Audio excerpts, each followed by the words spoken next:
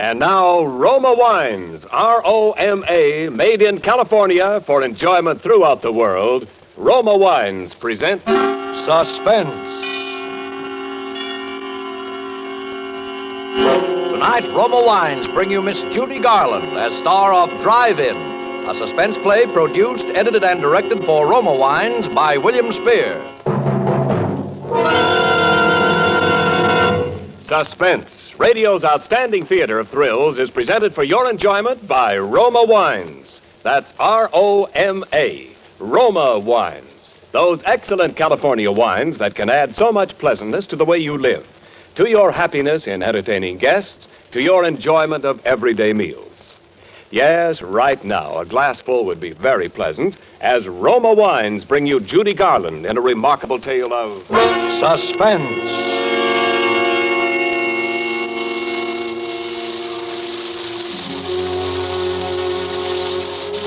I wish I hadn't let Ruth talk me into serving that last car that came into the drive-in that rainy night. It was late and I was tired. I'd been on my feet all day carrying heavy trays, hopping to it with impatient people glaring their headlights on and off in my eyes. And heaven knows there are a lot of impatient people in Hollywood. We car hops don't have an easy time of it. Talk about your mail carriers. Well, we're the same. Raining or blowing or boiling hot. We've got to get through with that tray or know the reason why. Tired, hungry people who sit back in their car expect $1 million worth of service for a 10-cent tip. Why do we do it? Sure, there are other ways of making a living in Hollywood, but not many that hold that glittering promise that maybe someday, somehow, maybe someone will say... Why, that girl looks like Lana Turner. Yes, at least her hair's done up that way. I think I could use her, Rennie. The musical version of the Forsyth Saga. Oh, she'd be great in color. I think I'll ask her to come out to the studio. Yes, I know. Maybe it doesn't happen often, but there's always the chance. And there's always that hope. That's what keeps us going, I guess. But there are other things that can happen in a drive-in that aren't on the menu. Like that rainy night I was telling you about when I let Ruth talk me into serving that last car that came in.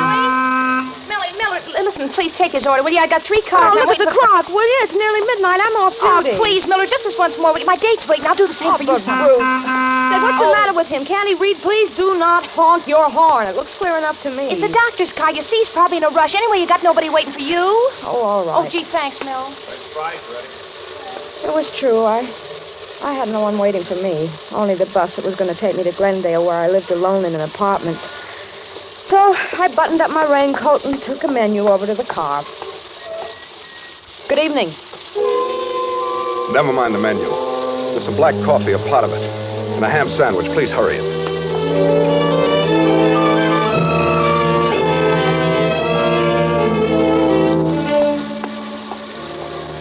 When I took his order over to the car, the window was rolled up a little too far and it interfered with the tray, so I reached in to wind it down. When I touched the handle, it felt wet, kind of sticky, too, but I didn't think anything about it. I got the tray firmly set, and then I looked at my hand.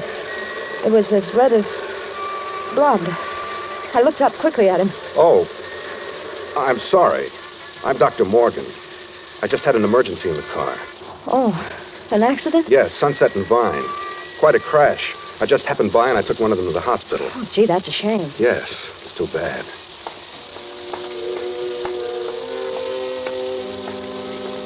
I walked back trying to wipe the blood from my hand with a paper napkin. It gave me a creepy feeling to have somebody's blood on my hand. Then I went in to wash. I was trying to keep close track of the time, and I was a little worried for fear the big drive-in clock wasn't right. It sometimes ran slow.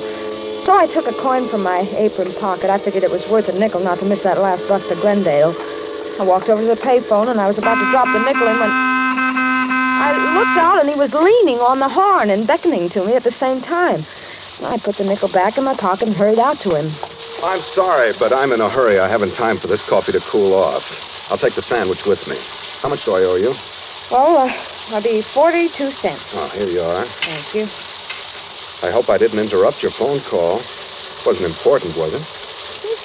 No, I was just checking on the time. I don't want to miss my bus. There was a clock right over your head. Well, that's usually wrong. I have the time. It's about 4 minutes to 12. Oh, I'm going to miss my bus. What time does it leave? At midnight from Hollywood and La Brea. Hop in, I'll take you. I'm going right past there. Oh, would you? I'll take the train. I'll be right back. I might still be able to make it. Okay. In my hurry to unhook the tray from the window, I gave it a jerk and it fell crashing to the ground. Oh, dear. Ruth? Yeah? Look, help me with these things, will you? I'm going to miss my bus. Go ahead, Mildred. I'll get it. We picked the things up quickly, and Ruth went off with the tray. I started to run around the other side of the car when I noticed something shining on the ground. It was one of the shakers that had fallen from the tray. I picked it up and started toward the driveway. Why don't you just put that in your pocket? You can return it tomorrow. Come on, you're going to miss your bus. I put the shaker in my apron pocket, and I rushed over to the other side of the car. He opened the door for me, and I was just about to get in when I hesitated. I wasn't used to doing this kind of thing. The other girls sometimes let their customers drive them home, but I never did. Still, he looked so decent, and I... Come on. You'll miss it. Then he reached out as if to help me in, and I thought that he was really concerned about my missing the bus, because he seemed to pull me into the car. First thing I knew, I was sitting beside him. Then the door slammed, and we were driving off.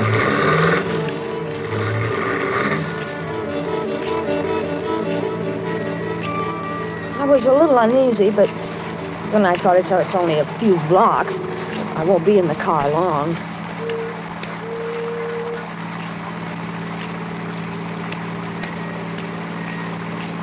I suppose you're in a hurry because someone's waiting for you.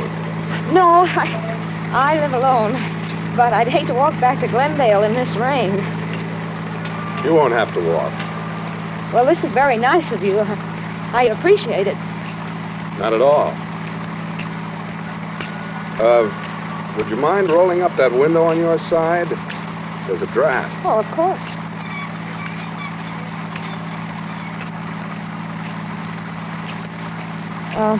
You can let me off at that corner over there. All right. Mm-hmm. Anywhere along here will be all right. This is fine. Right over there by the stop sign. Wait a minute, you're going through the stop signal. Am I? Yes, but I'll get off over there by the other one. My bus! You're turning the wrong way. Am I? Yes, this goes up to Laurel Canyon. Does it? Let me out of here. You thought you were pretty smart, didn't you? I don't know what you mean. Please, let me out of this car. You went right to the phone. You thought I wouldn't see you. The phone, but I was calling about the time. Honest, I was. The time. With that clock over your head. But that clock's wrong sometimes. Besides, who would I call? Why should I call anyone about you? You were calling the police. No, honest, I wasn't. Let me out of this car. You were going to catch a bus. You were going straight to the police. That's where you were going. But why? Why should I go to the police? You know why. No, really, I don't. Because you saw it. You saw his blood. No, you don't. There. You won't need to try to open that door again.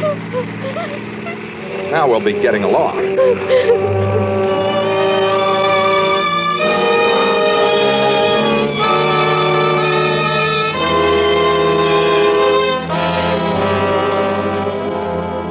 For suspense, Roma Wines are bringing you Judy Garland in Drive-In. Roma Wines' presentation tonight in radio's outstanding theater of thrills, Suspense.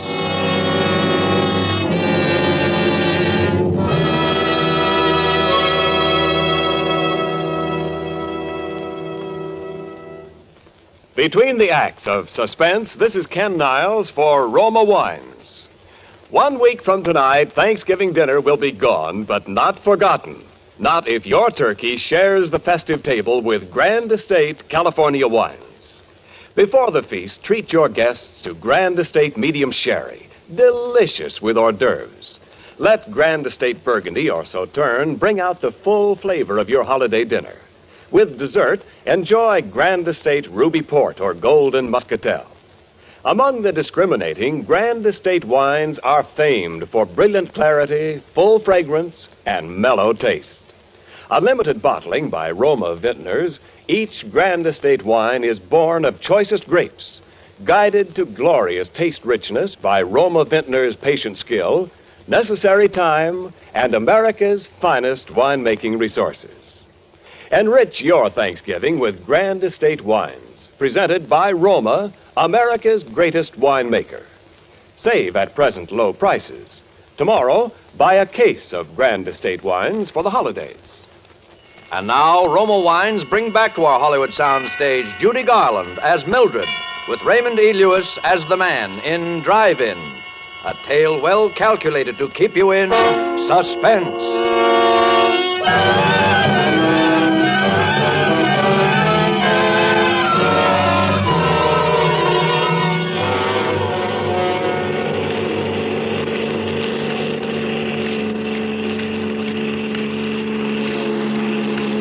After I made that last try to get out, he broke the handle of the door. All the strength seemed to go out of my body. I just sat there as we drove on. We passed a few people and some cars in the next blocks. And I thought of calling out, but then I knew why he'd asked me to roll up the window when I'd first gotten into the car. Then we were at the mouth of the canyon, and I could see the road, dark and lonely up ahead. The car twisted and swerved. My arm ached from his strong fingers that had dug into it when I tried to jump out. I looked at him from the corner of my eye. He hadn't seemed like a criminal back at the drive-in, and he didn't seem like one now. His jaw was black from needing a shave, still his face, well, it wasn't like a criminal's at all. It was so tired. Quit staring at me. Oh, look, I didn't know anything about you. Honest, I didn't. Please let me go. You know something about me now. Well, I won't tell anybody. Whatever it is, I promise I won't. A woman's promises. Remind me to tell you a story about a woman and a promise. Oh, let me out. Please let me out right here. It's a long way back to Glendale. Well, that's all the better. It'll take me hours to get back, and you'll be miles away by then. I'm not taking any chances with you, kid. Please let me out. I've got to get back. You said no one was waiting for you. You live alone, don't you? No one will miss you.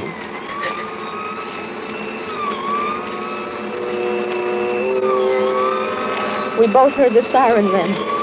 He looked quickly in the rear vision mirror. Then he took a gun from his pocket and he turned to me. If that's for us and we're stopped, remember just this. I've used this gun before tonight and I can use it again if I have to. If I'm taking, you'll go first. Now listen, I'm a doctor and you're a nurse. We're headed for an emergency. If you want to live, you won't try to pull anything.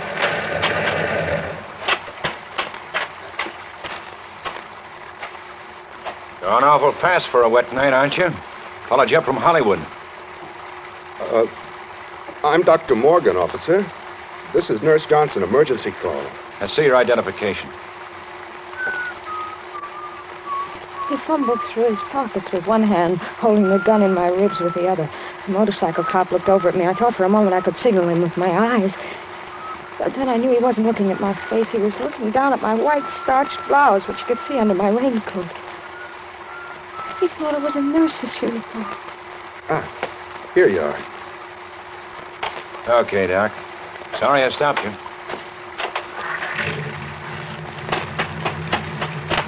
Hey, just a minute. What's the matter? Just wanted to tell you, rain started to slide up there a ways. Take it easy. Thanks, I will.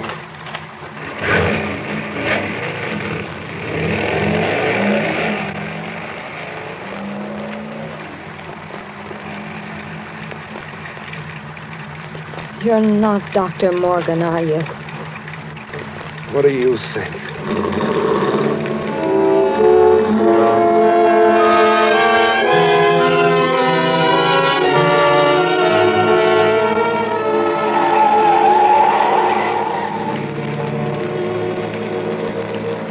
Then we came on the landslide. It wasn't a big one, but it had made a terrible mess of the road.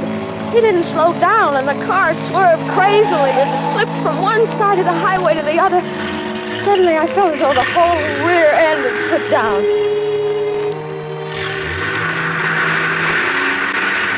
I looked over at him. He was tense. His knuckles turned white as he clutched the wheel. He shoved the car into reverse. Oh, I hoped it'd never move. It didn't. We were stuck, hopelessly stuck. Of all the luck. Suddenly the car was filled with light. A car had come around the curve behind us. This might be by chance. Remember, I still have this gun. Don't try anything. Say, we're stuck here. Could you give us a push? We'll have some California hospitality, will you? I'll have to get out. I'll have to put something under the wheel. You stay here. Now, stay there. What did I have to hide?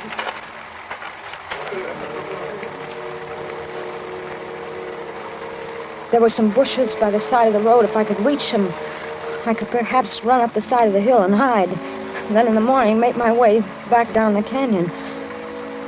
I carefully turned the handle of the door. I could see him in the mirror. He was at the back of the car. I eased the door gently open, put one foot out. I was just sliding out when I heard him. You're not going anyplace. Come here, give me that raincoat. Why? I need something dry to stuff under this wheel. But You won't be needing it. Come on. He practically ripped it off my back. Wound it into a ball and bending down, he stuffed it under the wheel. The gun stuck out of his back pocket. If I could get it, if I could lay my hands on it. I held my breath. I reached out. It seemed so far, but I finally touched it. Then I snatched it from his pocket swiftly. What? Give me that gun. I'm going. You can't stop me now. Can't I? No. You stay right where you are. I won't hurt you. All I want to do is get home. I'm going, but if you follow me, You'll what? I'll kill you. I don't think you will. Yes, I will. You think I'm afraid? Aren't you? No. I don't care what happens to you. You're a murderer. You killed somebody. I thought you didn't know anything about me. I didn't, but I do now, and I'm going to tell the police. You stay where you are. No, don't. I'm not afraid. I'll shoot. Too bad I used up all of those tonight. You could have filled me full of holes. Now, give me that gun and get in the car.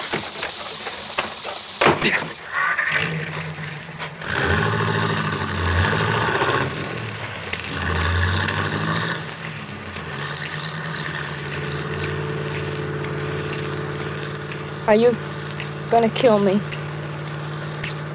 What do you think?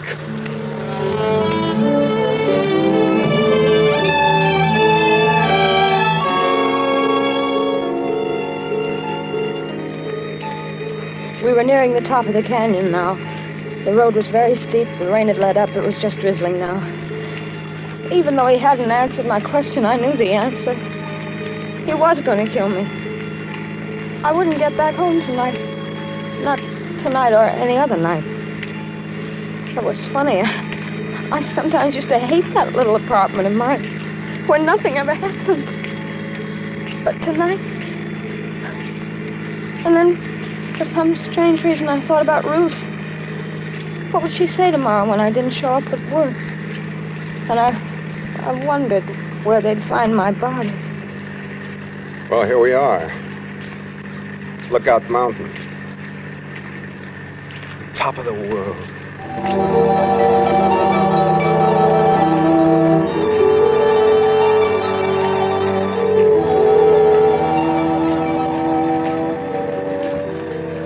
Suddenly we came over the crest of the hill, and way down below the city stretched out for miles. Millions of lights glittering in the rain. For a moment I forgot everything. It was the most beautiful sight I'd ever seen. Ever been up here before? No. Nice, isn't it? Yes. I used to come up here with a girl once. We used to sit and talk for hours. Come on. We'll get a better view if we get out. I knew it was foolish to argue with him, so I followed him. But as he walked over towards the edge, I became frightened. It was such a steep drop. Well? Come on. I'm afraid to get so close to the edge. You won't fall. Look. That's Los Angeles over there. That bright line of lights is Western Avenue. I went to school somewhere along in there. I used to get in all sorts of trouble at school, but I got by. I managed. Everyone said I'd grow out of it. Oh, over that way towards the ocean. That's Westwood. That's where she lived. This girl I was telling you about. That was the best part of my life, I guess. That's when they said marriage and a wife would straighten me out. Marriage and a wife would straighten me out in Westwood, they said. Does your wife still live there? No. She's dead. Oh, I'm sorry. You needn't be. I killed her. Why? Because she couldn't keep her promises. Did you kill her tonight? No. A long time ago. The jury said I was insane. But I think it was the sanest thing I ever did. They put me in an asylum. Do you know what it's like being locked up year after year when you know there's nothing wrong with you? No. No, I don't. It isn't good. You'd do anything to get out. Anything. Anything at all. I knew if I could keep him talking, maybe a car would come along. Maybe something would happen. It was my only chance. What are you thinking about? You killed someone else tonight, didn't you? Yes. Dr. Morgan? Yes. He was one of the men who thought I was insane. Why did you do it? I wanted his car to get away in. I didn't want to be locked up anymore. Oh, but they'll catch you. No. They won't find the doctor for several days. I saw to that. How can you be so sure? I do things thoroughly. What are you going to do now? First, I'm going to... And then I guess I'll go south. I knew what he meant by that pause. I started to back away slowly. I'd made a mistake by reminding him of the present. My hands went instinctively to my apron pocket for something to defend myself with. I knew there was a pencil there. It was sharp. Maybe I could scratch him or hurt him some way with it, but when I reached for it, I felt something else instead, something cold and hard. I was puzzled for a moment, and then I remembered. It was a shaker I'd picked up at the drive-in. Stand still. And then he started moving toward me. Me with only a pencil and a shaker to defend myself with. It's too bad I came into that drive-in tonight. Oh, why did you? Because I was hungry. Because I hadn't eaten for a long time. Weren't you afraid someone would see you? No alarm had gone up. How'd you know? I knew. If only you hadn't rolled that window down. Well, if you're sorry, why don't you let me go? It's too late. What's that? With a sudden movement, his arms were around me in a tight embrace. I started to scream, but suddenly his lips closed over mine. Pushing my head back roughly, he kissed me. I could scarcely breathe, and I felt the car's headlights on us like a spotlight. Just look at this view, will you? I'll have to do this in a picture sometime. Can't you see you're interrupting something? Come on, drive on, will you? Okay. And in all this rain, you'd think people would have some more sense.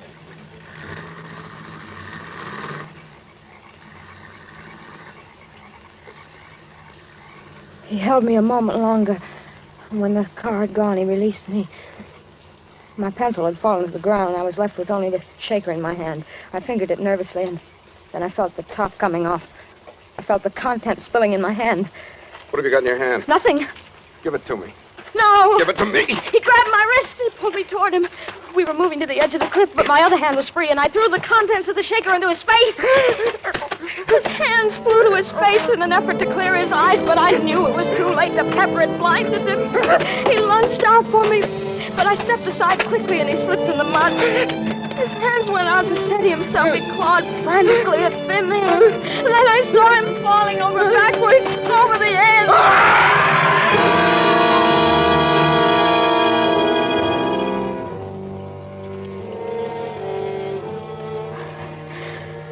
Then my strength gave way, and I felt myself sinking down to the ground.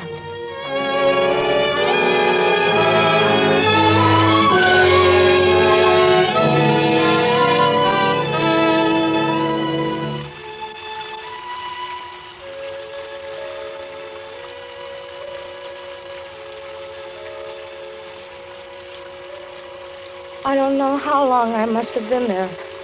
But when I came to, it was raining again. I was soaked to the skin, and there was mud caked in my hair. There was no one in sight. The lights of Los Angeles stretched out in a pattern peacefully below. And I knew that somewhere at the foot of those hills was Glendale. And my apartment.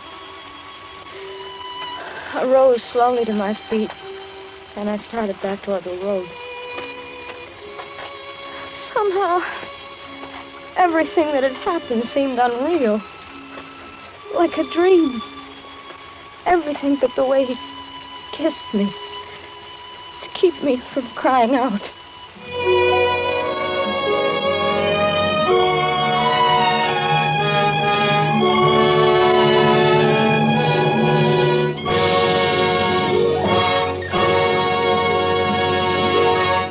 Suspense. Presented by Roma Wines, R-O-M-A, selected for your pleasure from the world's greatest reserves of fine wines. And now it's curtain call time for tonight's suspense star, Judy Garland. Judy, you were grand. We hope you enjoyed your part tonight as much as we did your performance. Thank you, Ken. As a matter of fact, playing the part of a waitress tonight was a treat. I just pictured myself knee-deep in juicy steaks. Well, that reminds me, Judy, as a waitress, you deserve a tip. And here's the best tip I know. To make Thanksgiving dinner really outstanding, serve Grand Estate California Burgundy or Sauterne. For Grand Estate wines presented by Roma, America's greatest vintner, are the ultimate in wine excellence.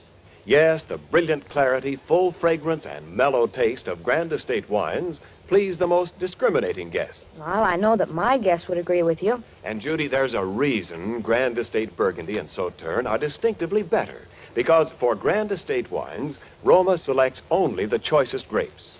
Then the priceless skill of Roma master vintners, necessary time, and America's finest winemaking resources guide this choice grape treasure to rich taste luxury. So remember, when you serve Grand Estate wines, you serve the finest, the crowning achievement of vintner skill. Well, that's a real tip, Ken. And so you can follow it, Judy. Here with Roma's compliments is your gift basket of Grand Estate wine. Well, thank you. And while I'm giving out thanks, let me give a great big portion with love and kisses to my great and good friend Bill Spear for his magical direction, and to Raymond Lewis for playing the man so wonderfully. Well, thanks to you, Judy, and to Metro Goldwyn Mayer, producers of The Yearling, for their cooperation in making you available to us tonight. Next week, we'll have Chester Morris as star of Suspense. Oh, he's one of my favorite actors. I won't miss it. Good night. Tonight's suspense play was written by Mel Donnelly and Muriel Roy Bolton. Next Thursday, same time, you will hear Chester Morris as star of Suspense. Presented by the Roma Wine Company of Fresno, California.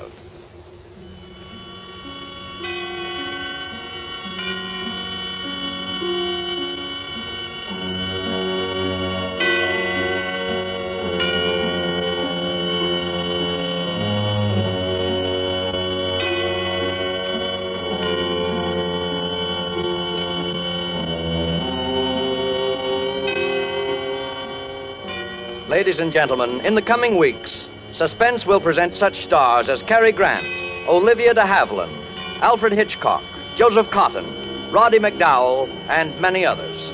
Make it a point to listen each Thursday to Suspense, radio's outstanding theater of thrills.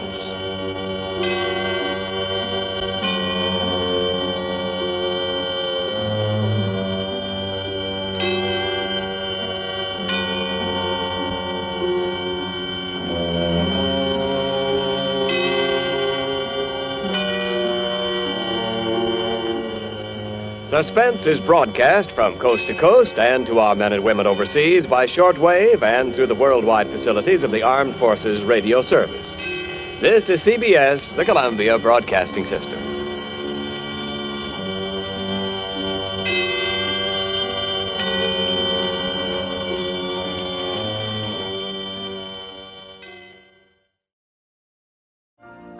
You've been listening to the OTR Gold Network. Find more classic radio at otrgold.com.